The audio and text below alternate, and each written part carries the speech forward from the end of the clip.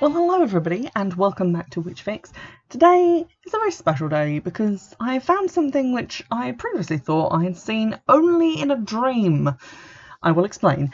When I first started doing the podcast, I remembered that ages and ages and ages ago, like when I was an early teenager, like 11 or 12, I found while Googling something, I have no idea what, a comic book which was apparently about a witch, and she kind of dressed alternatively, and it was kind of gothy and a little bit weird, and she lived in a swamp and made, I guess, like porn or something. This was the only thing I could remember, and that she had like crazed fans who were like after her all the time. This was all I could remember, so armed with this information, I tried Googling every which way just to try and find out what it was that I had seen and if it was something that I could purchase to review for the podcast. And I abandoned this endeavour eventually because I could not find anything that matched what I remembered. Because I had seen, vividly I remembered, a couple of like comic panes like digitally online. I had not seen it as a published book. I could not remember what it was called, or who had written it, anything.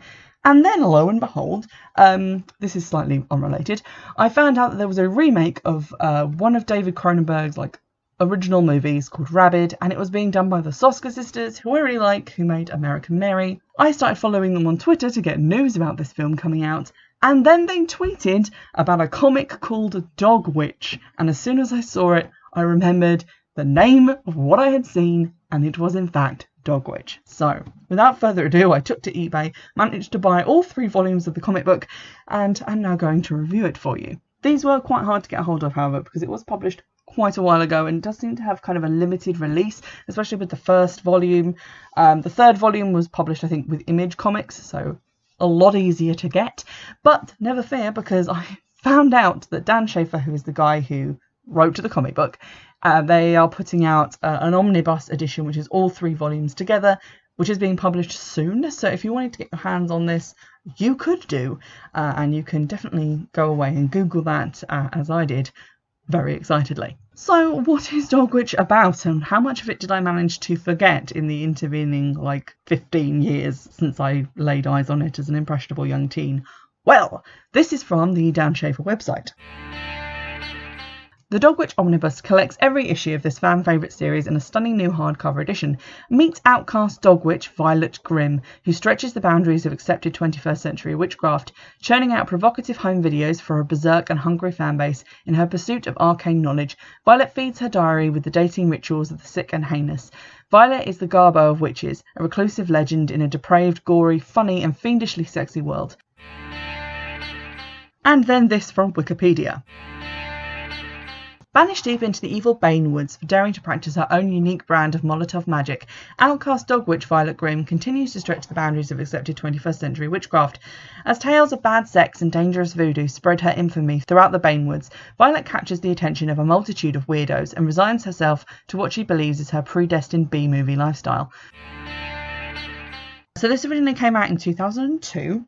And then the series ended in 2005, and the 3 volumes are called Direct-to-Video, Twisted and Mood Swings. So I read these in the lead up to Christmas because they seemed thematically appropriate in no way. And basically the story is thus. We start out knowing not a huge amount about Violet, aside from the fact that she has been banished to the Bane Woods and lives in a crumbling old mansion in the middle of said woods. She has some companions with her. There is Dolores, who appears to be a china doll that is sentient and walks around. It has a massively scarred face, like the mouth goes all the way up, kind of like one side, and knows a lot about witches and various witchcraft matters, and seems to function as a sort of mother figure, or at least interfering aunt to Violet. We also have Ralphie and Rufus, who are stuffed toy dogs who seem to be sentient, and one of them is a chain-smoking cameraman who records all of Violet's adventures, and also things that are referred to as squibs, which seem to me really small, sentient, stuffed toy dogs. There's a lot of them around and they get killed quite frequently, so they're not really characters in a sense, but they are around. And the first volume is basically just Violet's misadventures.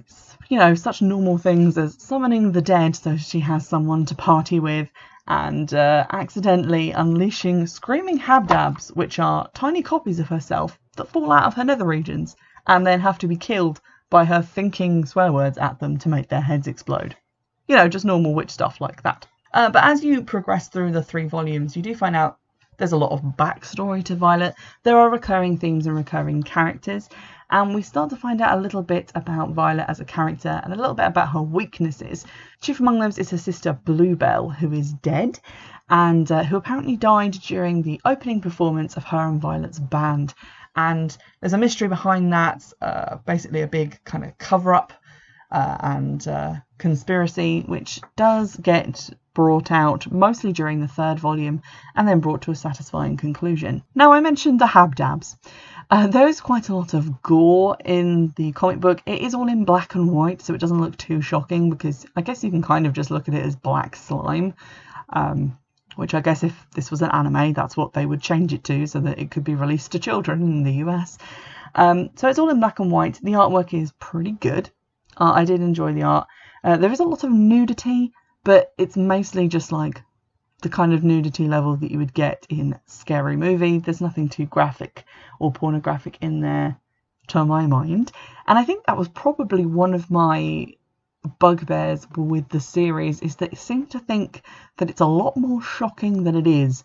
And I can't tell if it's because I have been desensitized by movies and television, as the Grinch tells us, or if it just was never that shocking, or if it was just shocking in the early 2000s and not as shocking nearly 20 years later. Basically, if you want to kind of picture this character in your head, imagine like Eliza Dushku playing Faith in like the early series where she was introduced in Buffy, with her top off, but also she does magic.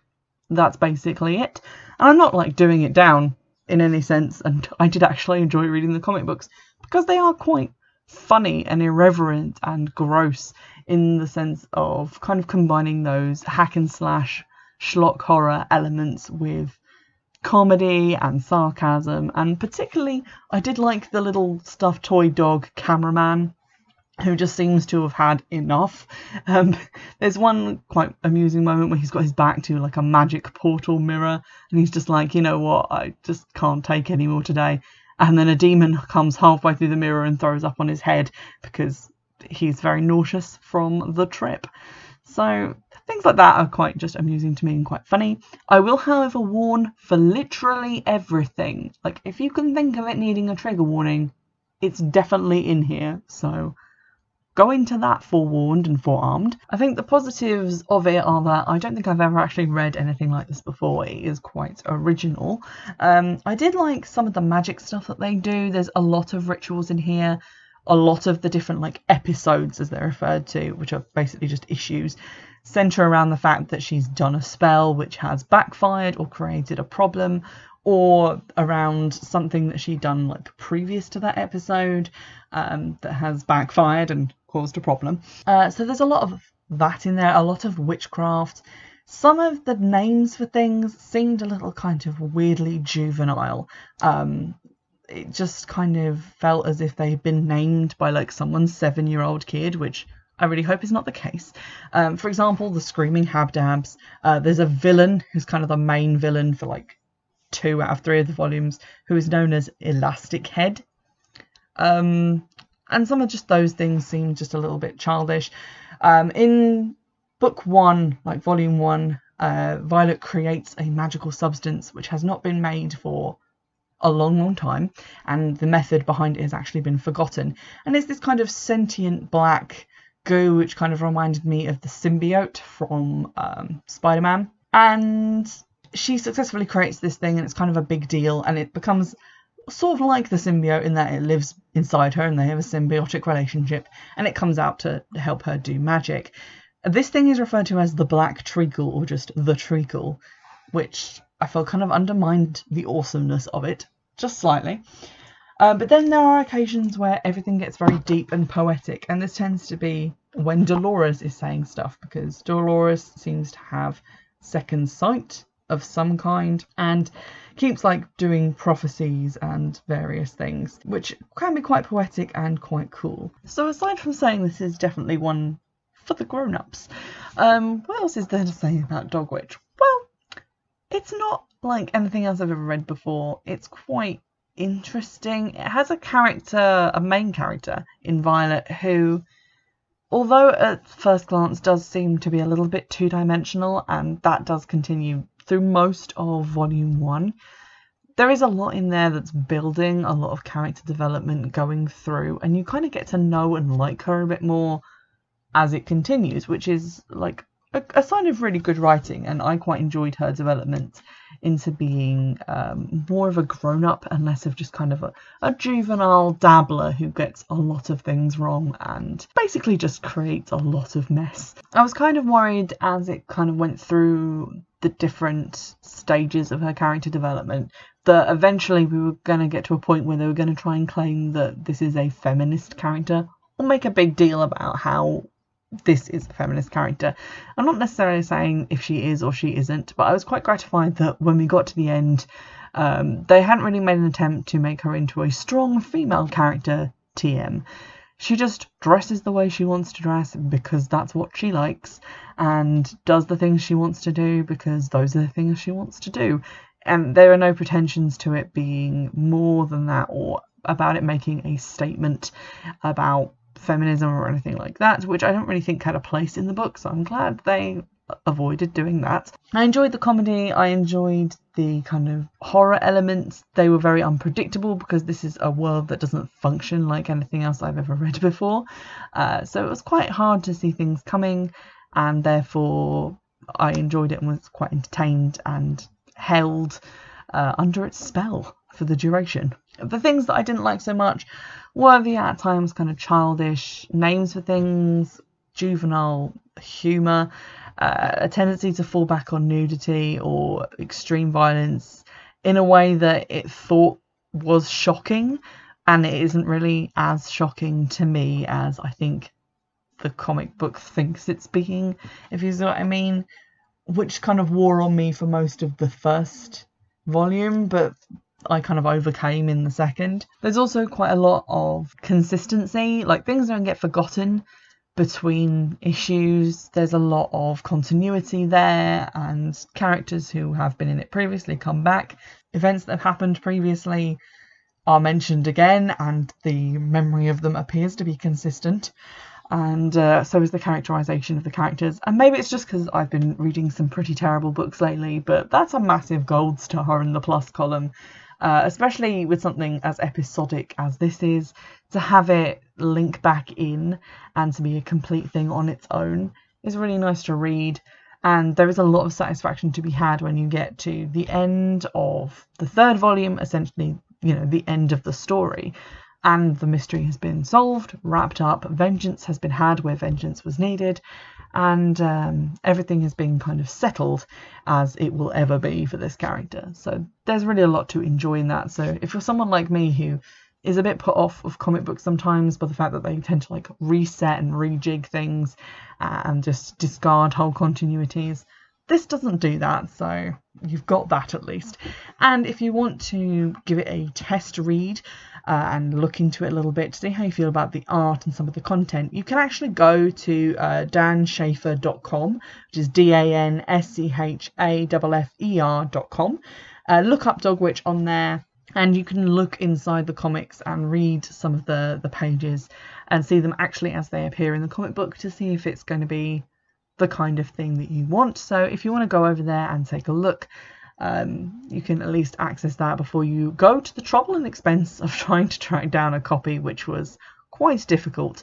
And you can always obviously wait for that collected edition to be newly published, because I feel like that won't be as expensive and collectible as the first volume. So bottom line is, I enjoyed it even if I felt it was slightly dated, and I did not appreciate the reminder of how old I have gotten in the intervening time before finding out about this and actually getting to read it. But it is kind of fun, it's funny, it's a good time, even if it isn't really anything similar to modern paganism or Wicca. There are elements in there like sex magic, like using a Ouija board, various other kind of ritualistic things which are at least visually similar. and similar in name, even if they function very differently in the comic book to how they do in real life. I am going to be doing a look through my comic book collection of like books that I have reviewed for the podcast that I still have, because some of them did get sold because I didn't want to read them again. But it is going to be a video over on the YouTube channel, so I can give you kind of a flick through of the books and you can see what the artwork is like, because I feel like that cannot be adequately described by audio, no matter how much I try, because let's face it, I'm not that good at calling art by the right word names for the different art techniques, but I can words good with my face hole. So I'm going to be just doing a little tour, a flick through of some of the ones I've looked at, like Black Magic, like Coffin Hill, Dogwitch, the Dark Horse Book of Witchcraft. I think there's some others, I'll have to check the pile, as well as some ones that I actually didn't like enough to review, or I didn't feel like they had enough to do with witchcraft to justify a review. So make sure, if you're not already, to go over to YouTube and subscribe so that you can get all the video updates. I think there's over 30 videos on there now which just aren't in the feed of the podcast, because obviously they're completely different things, but they cover things like arts and crafts, hauls from various different high street shops and thrift stores, as well as hauls from actual Wiccan and pagan retailers, and just general witchy themed videos, which obviously you won't see if you're just subscribed over on the podcast side. God bless you. But in the meantime, drop me a line on Twitter if you have any other comic book recommendations. If you had read Dogwitch, I would like to hear from you, because I feel like I need to talk it through with someone. And in the meantime, I'll see you in the next episode. Bye!